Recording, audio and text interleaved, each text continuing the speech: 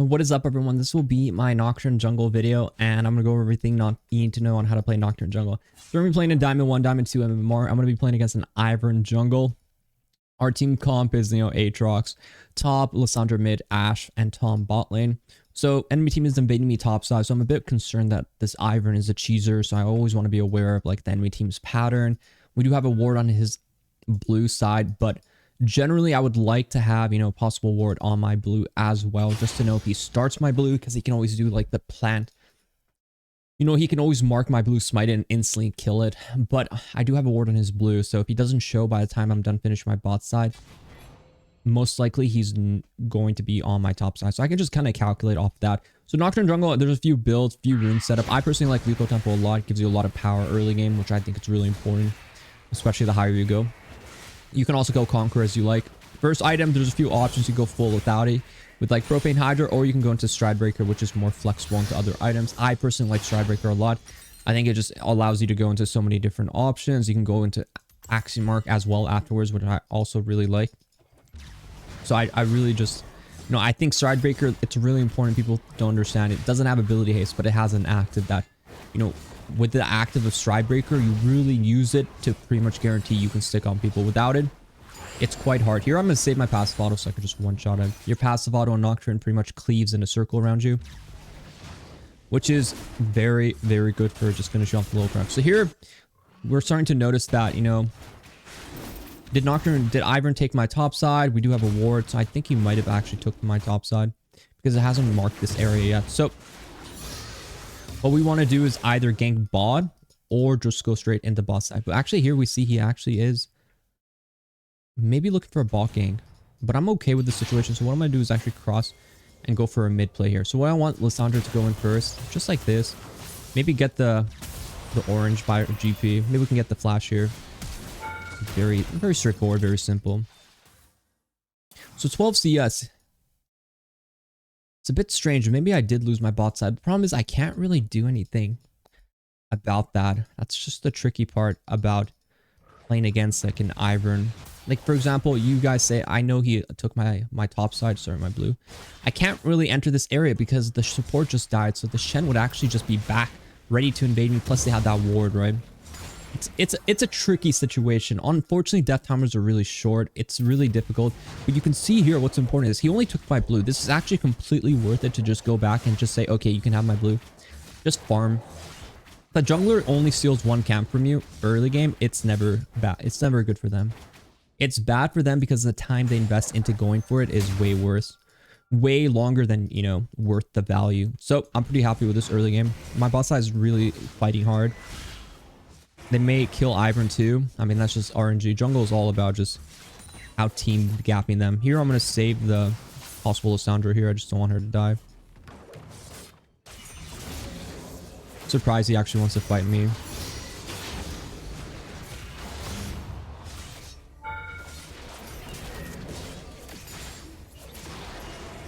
Ooh, close, but I think he gets him. Not bad, not bad. I mean, I don't know what this Shen is doing, but he wants a piece of me, then I'm going to give him a piece of me because I ain't about that life. I ain't about to let him disrespect me in front of my Tom Kench ever. And here, I mean, early game scrap. We got the crab. We got our full clear off. Bot lane is spanking. What we do is just go into farm mode now. Just because our team is doing really well doesn't mean the game is over. Shen maybe could get tilted. It is the end of the season, so people are very much like playing like animals, but you still have to just play your game well. And what's really important is understanding objectives. So Void Grubs always will be the first objective on your man. Doing a super early dragon, like once dragon spawns, is usually not in your, game plan as a jungler. You could say there might be a dragon timer because my bot lane is winning really hard. That's a possibility, but we're not really playing for that because it really depends on, other situations. Dragon early game just takes really long. And I don't want you to invest that much time into it. Playing for Void Grubs, if we're strong enough to fight this area, I want to fight this area. I want Void Grubs, then Dragon after. But if it's really impossible to fight, then it's understandable sometimes to just be like, okay, maybe we just go for Dragon. But at least try to see if Void Grubs is an option. So here I'm going to just track him a bit, see his movements, check his camp timers. GP moving isn't really that scary. This is actually marked, so I'm going to actually just queue him to annoy him a bit. chunk him a bit. So what I'm doing is I'm entertaining the grub angle. I'm just entertaining that grub angle. This guy is potentially dabbable, but I'm gonna reset the tower aggro. Oh no. The wave one shot. Like I said, diveable, but unfortunately I should tank one more tower shot there. GP one-shotting wave, unfortunate. But you can see he's actually missing out on an entire wave afterwards. So this is where it's a little dicey. I need this Ivern not to be going to get my crab here. So what I'm going to do is try to get 6 fast. I'm going to smite this grub. But thing is, it's going to heal me really fast. You can easily W. It's not a big deal. He's not really that strong. In fact, it's quite the opposite. He's extremely weak until he's 6. His 6 is a really strong point.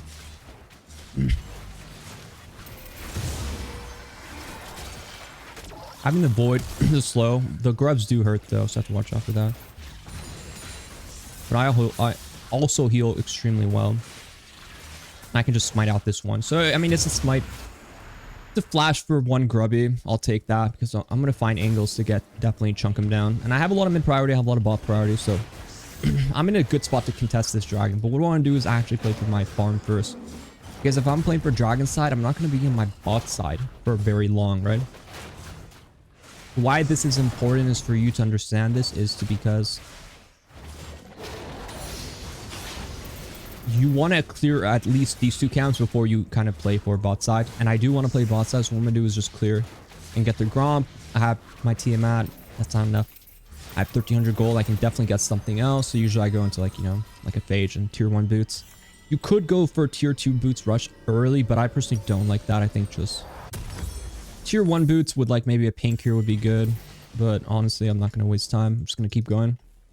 And I just don't want him to do a free dragon. So I'm not going to run here and do dragon. What I'm doing is I'm just making sure he's not being able to take a free dragon. Like higher ear low. They know your top side. They will try to take dragon, right? What I teach you is when you see the jungler on the other side, you want to, you know, do the objective on the opposite side of him. But here we have our Ashe coming back from base. What I'm going to do is actually remind my team that, you know, I'm going to ping the flash. I'm going to remind my team that the Ivern flash is down. That's a potential kill. And here I might look for an ulti play. But I really need to know is like, what are we cooking here? Do I want to ulti for a Shen kill?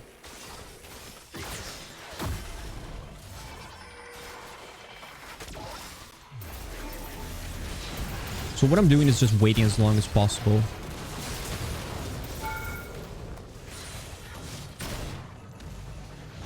I'm gonna poke them about a bit. So they don't have a support right now.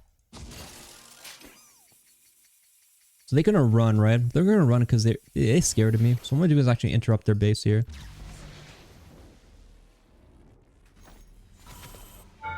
Make them scared of my presence. I am darkness. I want them to fear the dark. I want them when they close their eyes, they picture me there. Grabbing them aggressively. Here, doing a blue is not really great, in my opinion. Shen is on a reset. He'll easily come and try to fight me on it. Even if Shen just comes by himself, it's hard for me to do it. But what I want ideally is to just do a dragon here. Once I do, you know, one more camp here. Because we have a lot of priority if Ashe is willing to stay.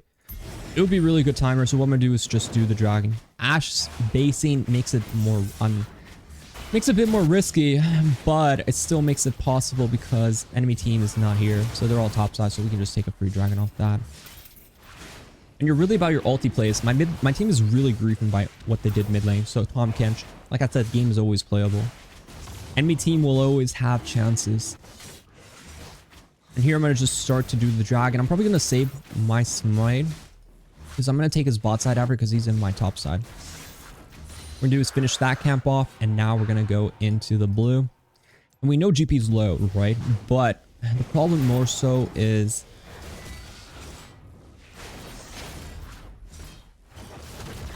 I don't have my ulti, right? So I have to really play around my ulti. And what's going to happen is enemy team is either going to rotate to me, or we can just maybe get a kill on this Ashe or Jinx.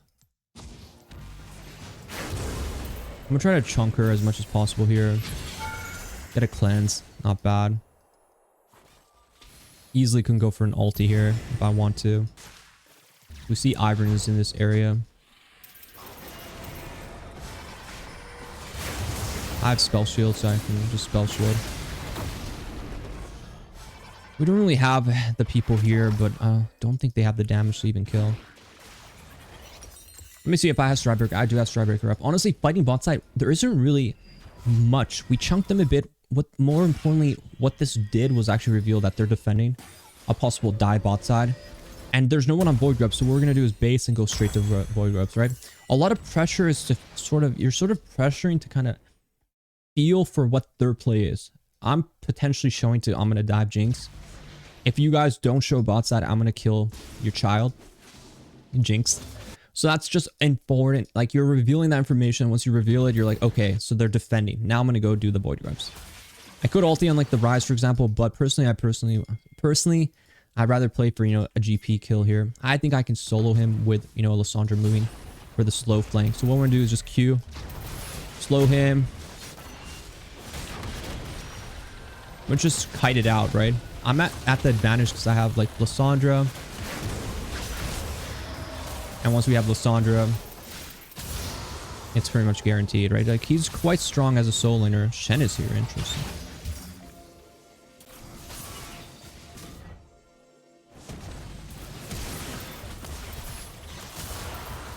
Beautiful arrow from downtown. I have spell shield, right? So I can bait this.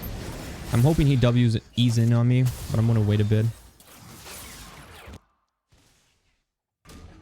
Okay, now I'm pretty much guaranteed to just miss the spell shield. A bit of a reaction test that I failed there. But overall, that was a good play. We had the arrow. I missed one Q on GP. That could have been really deadly, but it, worked out in the end. Team is actually able to get Void Grubs. But yeah, you can see in that situation, that kind of play, like, I couldn't do it alone, right? I would not be able to do that play alone. But I knew Lissandra was coming. She was moving together with me. Me going initially was just kind of guaranteeing that. Here, I think I should just went bot side first, but it's okay. And sometimes you're not really going to be as strong as, like, soloing really strong 1v1ers. GP is really strong. Deals a lot of damage. So, here are the build. You can go into, like, Axiom, you can go into Eclipse, or you can go into Cleaver. You can also go into this item. Personally, I don't like it, but the lower rank you go, the better it is to sort of have that. But generally, your second item is going to be sort of an ability haste item. This guy taking this tower is kind of annoying. I don't want that to happen, so I'm going to just go on him. Damn. Ulti for his ulti. I just don't want to lose a free, full tower like that. It's worth a lot of money. And it's worth it to defend because I'm just going to take Herald right after. His ulti, maybe I could have casted my spell a bit quicker. I think Ivern might be here, the way he's moving. And Ivern is here. You can see, just generally always watching enemy movements is really good for you to sort of understand how people play. My goal is to get the Herald. My team is fighting, but I think Aatrox is moving to help them. So it's like not even a bad thing. This guy is crazy to be walking up like that. This Herald should die. I hope Lissandra goes on Rise right after.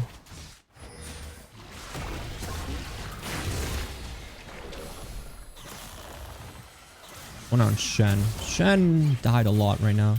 And honestly, this meta is all about farming. It's all about farming. It's all about objective. Like, kills, yeah, kills look nice, but you're not really gonna win off of kills anymore. Like, the meta has really shifted into like team-oriented play. Especially next season, it's going to be more important to play around objectives because they're going to help you get your Feast of Strength bounties. So you really have to focus around that. Very nicely done, Ash.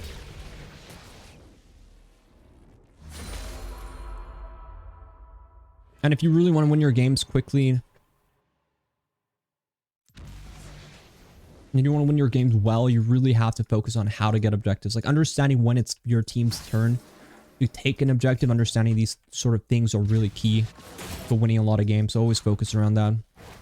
Right now, Ash is basing, right? We're not going to start Dragon. We're going to wait for a time where we're having a better window.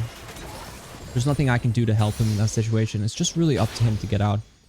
We're not going to, you know, easily give them the objective. So keeping vision on it is crucial for what we're trying to do. So what we're doing is just watching it for Ashe to come back to lane. What I think is they're just like in this area. So I'm going to show and just kind of like queue a bit. See if I hit anything. Nothing hits. Okay.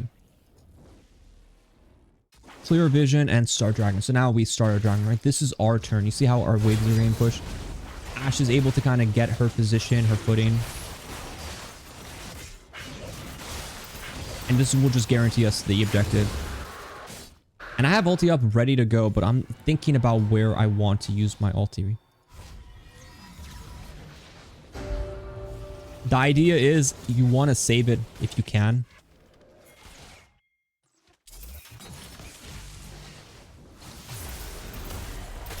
I'm going to go on Ivern here.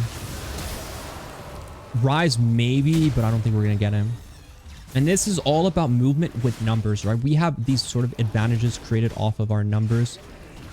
This looks like the team is coming. The Shen, who's died a million times, wants to die once more. Enemy team has numbers now, right? So they're at this sort of advantage that we have to just kind of understand. There will be advantages on both sides. You have to give and take, give and take. Enemy team has their numbers now.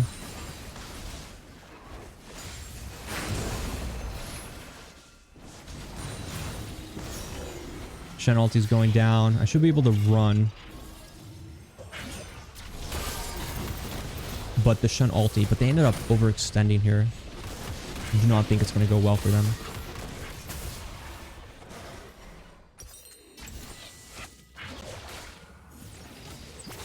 So the enemy team is going to get tanky. I like to go cleaver. If the enemy team is going to be really squishy, I like to go lethality.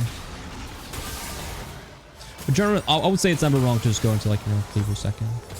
I would go into like this itemization.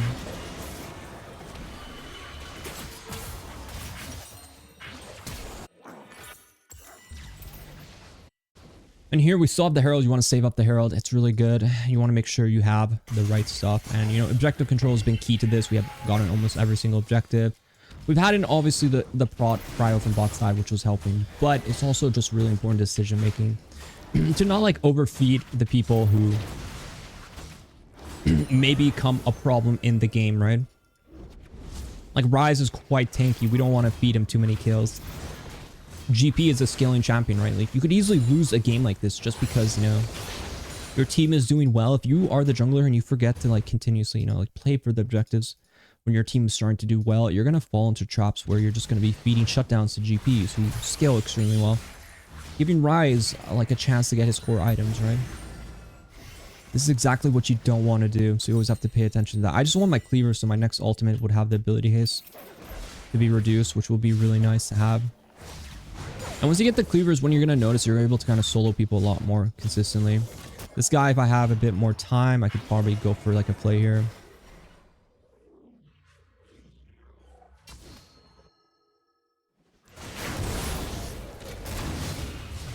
Here I'm going to ult here. You can see with the lethal temple, 1v1 is not going to be as close, for sure. Even without the cleaver yet, I'm going to have a really high damage spike. And yeah, don't pay attention to your scoreline so much. Just pay attention to the gold objective. And most importantly, I'm going to actually push with this wave. We can see here is actually my team is crossing on the bot side. So this is a point of the game where you really would want to take some waves here. This is going to put me really ahead. What we're going to do is use our Herald too because it was timing out. And no one is here. I'm not stealing this wave from my team. This wave was no one was going to take this wave. This is not theft. This is a good, you know, tempo map play. This will give me a huge advantage. And I'm not really denying my team anything. So we're going to go for the next crash too. With the extra void grubs, I love this sort of play. I even do it in situations where, you know, maybe I just force this play hard. The idea is, you know, it's going to give me a lot of individual gold. Even if I die for something like this, look how much value we're able to get. The amount of gold we just, you know, destroyed, the amount of experience we're able to get here is huge for our game. This is how individually you're going to carry a lot as jungler. It's finding these windows to take these outer towers, which are worth like 700 gold. And then going in, you know, stealing all of these jungle camps. Like, look at the gold difference I have now. You know, it's really game-changing to your play if you understand the windows where you can afford to do stuff like this. It can be hard to understand and hard to like know, when it's time for these sort of plays. But once you get the hang of it, you're going to be doing really well in your game. So we have Dragon 30 seconds. I'm just being a little greedier here. I just want to get the crab. I want to get everything. I'm going to feast and cannibalize all their jungle. And then I'm going to be okay with basing. So here I'm going to go for this. And then I'm going to base. And third item, you want to just go into your item stats for defense. So whatever, I'm going to look into the enemy team. Do I need armor boots? Yeah, GP is quite annoying. HP, frozen heart. If they have a lot of AD, I would probably go into like a frozen heart here. But you can always go into hysterics as well. If you want to just go for a straightforward item here. Blue orb is really important. I should have switched earlier. But I'm going to switch now. This guy, easily solo killable now. What I'm going to do is just jump on him. I'm going to try to E him right away here so I can get maybe this fear off. I did get the fear off, but I don't think I got. I don't think I got him though.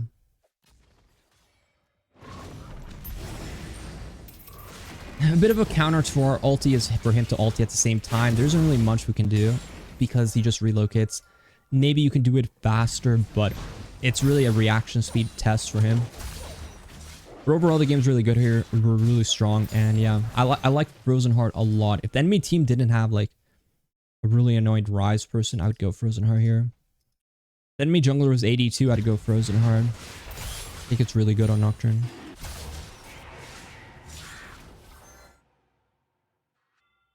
And just keep farming your jungle. You have to farm non-stop. Wait for your ulti plays. If you don't know when to gank as a Nocturne, just wait for your ulti. If your ulti's up, then look for a play. If your ulti's down, then don't look for a play. It's really that simple. He's a great champion for you. And see, a lot of times what I'm doing is countering this guy, right? Like, I don't want him to get these sort of free split push opportunities. I always want to kind of continuously put pressure on him. And I'm going to eventually get Armar. And the Armar is going to help me a lot. What I want to do is wait. If we can get any sort of touch on him, just a little basic slow on him. Yeah, that's killable now. What we're going to do is same thing. Slow. Now we get his flash, and that's honestly really good. The enemy team has more numbers. We have to slow it down a bit. 1-for-1 is honestly not bad. So we have Ashe coming if they want to continuously chase here.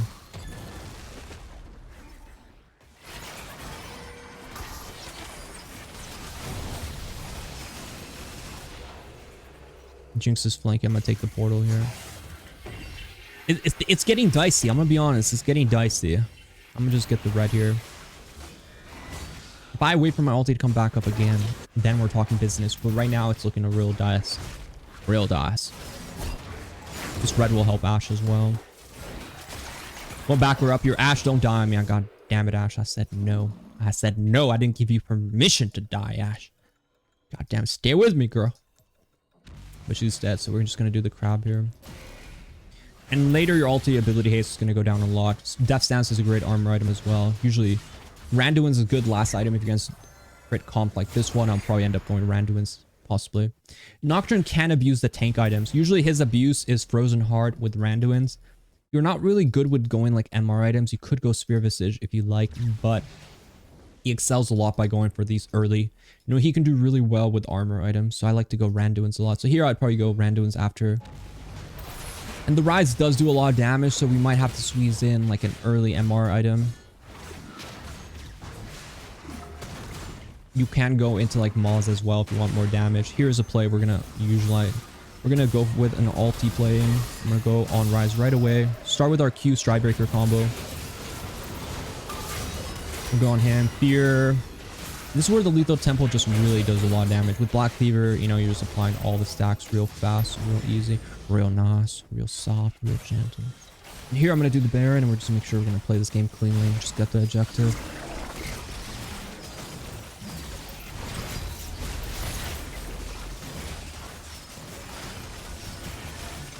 Ivern can try to steal. I'm going to W. And really be patient with these situations, right? I feel a lot of people freak out a lot when it's like a Baron smite off. But really just be patient. Look for the damage, the numbers. 1200 is true damage. True damage means no matter what, it's going to do 1200 damage to the monster. Wait for the time. Wait, be patient for when you smite. People smite way too early. In situations like that, I highly advise you, try to be patient. And sometimes wait and try to kill the other person as well. That can help you a lot. Most important thing when it comes to Baron smite offs is to be calm. Calm and steady wins the race. If he shows again, I'm going to ult you. But he's not next to tower, right? We always want to be careful with an ultimate when it comes to ultis beside towers. Because you're really not going to tank all that much damage from tower shots. So you have to avoid getting pulled into the tower. I think this will be overplaying, which I don't want to do. Crazy. So we always cannibalize enemy jungle. We want the enemy team to feel really bad. We want the enemy jungler to feel really bad. So we always steal his jungle. And as you always do this on the way out, right? So this is like a way out thing. After we push a bit, I could have done it earlier. Personally, I should have been on this a bit earlier because I have ulti. So if there's a fight, I could easily join it if it looks good. But always, we know this is the way out stuff you want to do. Because the amount of gold you deny by taking this camp is you make the other jungler feel really bad and his fragile ego is destroyed. You take double the gold pretty much from that play. Whoa. You take double the gold from that play because it's the gold in your pocket, but it's also gold taken away from them. So counter jungling is worth double the gold is how you should look at it. And here we're going to have the Herald, or not Elder, we're going to have the Hex deck. I'm going to base, I haven't bought my items yet. I'm going to get my base off and show you guys how I would itemize into this comp. This comp, I would probably get like one MR item and then go into armor. Because I think Bry's probably ignorable and this Ivern does 0 damage. So what I would itemize in this situation is to kind of get like a Randuin's for double crit champion, really high value. I was waiting to ulti, I was checking to see if I needed to ulti. But yeah, Randuin's would be really good. Crit 80 carry is a really good item. Highly recommend, especially on Nocturne, because you can just jump on them and apply it. The Jinx, I could easily ulti on her. Start with the Q and Stridebreaker, Q, Stridebreaker, and then you can E right afterwards. That's the combo. E is not really guaranteed as much anymore, so I don't really start with E. I always start with at least Stridebreaker and then Q them right after. With the Void Grubs, Hextech Dragon, I mean, our damage is insane.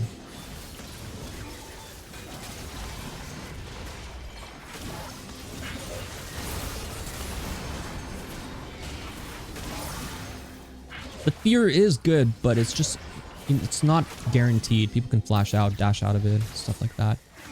Hextech's low, really good. So in this situation, I mean, I could just do the red because I don't think we're going to end through Nexus Towers against their comp. So what we're going to do is just same thing on the way out. What are we doing? We're taking their jungle camp, right? This is the habit you should always incorporate into your play. Very important habit to continue, you know, applying.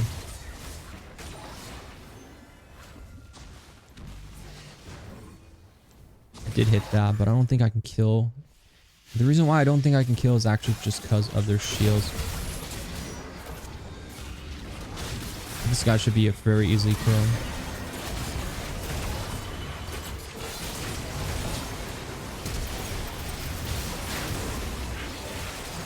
And, you know, that might actually be all she wrote. Very patient with my ultimate. You notice is what I'm doing is I'm very patient with my ulti. I usually use it in that situation not to dash on someone, not to like press it on Shen to kill him. I'd use it initially for the first part, which is to turn the lights off, so they don't see exactly what's happening anymore. And the second part is to just dash once I'm ready to go in. Really important to understand the first part is the vision denial that is heavily broken. And you know, in the end, our score becomes much better, much more conservative, and just much cleaner because we played around those objectives. So I hope you guys liked that video. Be sure to like and subscribe if you haven't already. I'm going to do a little quick review about this game, things we could have done better, go over a few things that I think are really important. But yeah, I'll see you guys very soon. All right, what is up, everyone? Back at it again with the review video. So this Nocturne game, what we noticed right away is the enemy team tries some really cheesy invade. And from my perspective, you can see how I was really, you know, we don't have information, but with the information we have, I could sort of understand how this guy wanted to play. Having this ward extremely good for us. The game plan doesn't change. If they're in this area, if I walk in by myself, I could just easily die, right? We don't know if they're in there. It could easily just lead to something. And Ivern is known to cheese where if he takes a buff, you know, it's It's honestly perfectly okay, right? Like, I'm okay with this situation. If it was more like worse is if he took the Grom too, he would have to be in this area initially for him to take the Grom. But overall, you don't really want to panic in this situation. You want to just kind of play with the information you have. And the information I had was very good for us because once I see, you know, this information, that information right there, that was key to understanding that, you know, the Ivern is actually here with blue buff.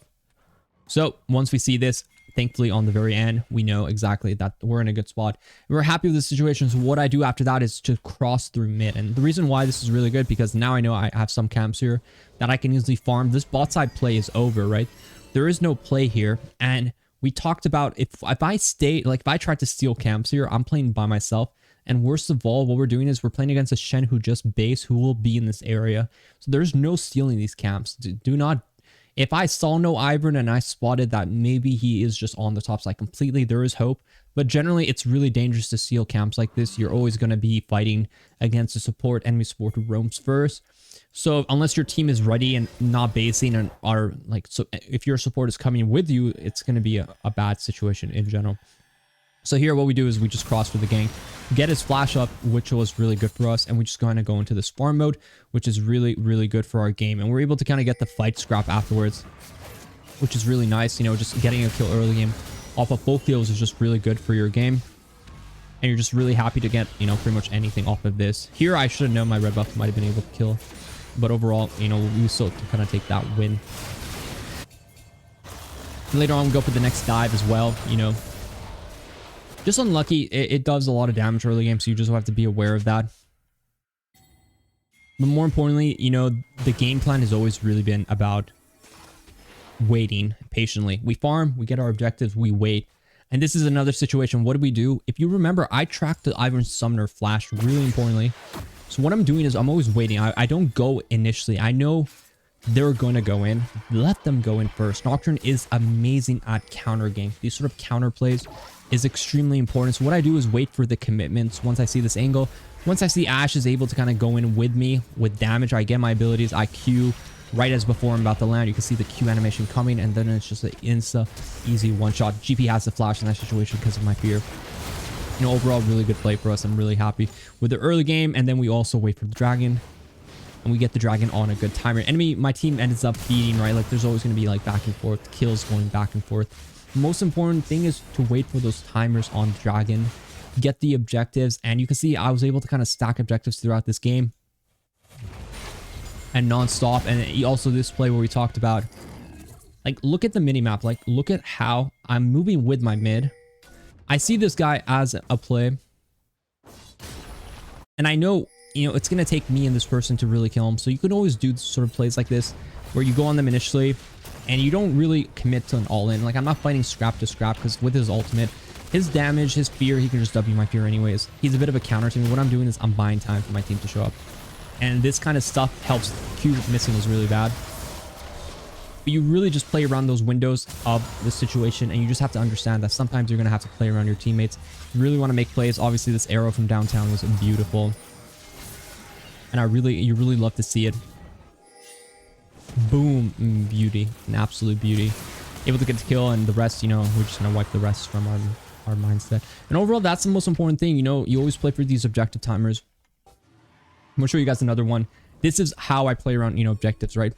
So what do? We want dragon, right? So dragon is up. But what's more important is Ashe is low. She has to base, right? These sort of things are extremely important. Let me open up the scoreboard as well. You need to understand there are situations where you have to wait for people, especially fed people. And what you're doing is making sure they're not on it, right? So if I'm doing dragon, if I want to do dragon, I want to secure this objective. I'm not going to just go all the way topside and be like, okay, I'm not going to desert the area. Thankfully, I have jungle camps up. So what we do is just track it, drop wards if we have wards. And we just really watch it heavily with our bodies or minds. And then we just kind of look for windows where we can sneak in and find a good window to just wait for our team to good. And you can see here is our team is slowly collapsing. You know, Diamond 1, Diamond 2, they're pretty okay with movement. So here we see our Aatrox, Tom are getting one angle. What I'm doing is securing the mid angle. I want to make sure Ashe, who's really strong, is not going to get jumped on by 3 people. So I'm checking the brush with my Q. And we really take this as a slow game. And this is sort of where Ashe is getting in the push. She gets her farm. She gets the mid push. now we're grouped up together as a unit and we're able to kind of secure the objective. This would be a good example of timer. We were able to get the objective with a team. Maybe in lower ranks, your team is not going to play around dragon objectives like this. But for you, it's important to track the objective and see if your team, if my team was not playing around at all, I would recognize right away that maybe it's not good for us to do it. If I'm expected to do it on a bad timer, I would just leave and just, you know, let it be. But, you know, this game we're able to do it really well on timer. And eventually, you know, we were able to kind of get the very beautiful last fight. And the last fight I'm going to touch up on again was, you know, how to utilize your ultimate with just the vision denial, right? So it's like, in the situation I'm going on by Shen, right? I'm not reacting too much with like casting ulti. I'm just tracking, pushing him towards my Aatrox and just keep autoing. And once I feel like I'm in a position where, you know, now I'm rooted, I'm in a vulnerable position. This is when I initially put the first ulti cast. So now the vision now is going down. Tom is able to get a knock up. And now I'm looking, okay, this guy's killable. I'm not going to go for going. I instantly go in with my ulti. And that's the second part of the ulti. And here, what I like to do is just flash on him, Stride Breaker, AoE as much as possible. Do as much damage, go on the targets, and the rest is history. And you can see this is just a slow, steady game. Focus around your farm, focus around these sort of things, and you're going to do really well on Nocturne and on jungle in general. Hope you guys like the video. Be sure to like, subscribe if you haven't already. Be sure to like the video and comment as well if you like this kind of in-depth style. Good luck on the game, guys. Good luck in the rest of the season climb. I'll see you guys next season too with a lot of more jungle videos coming up.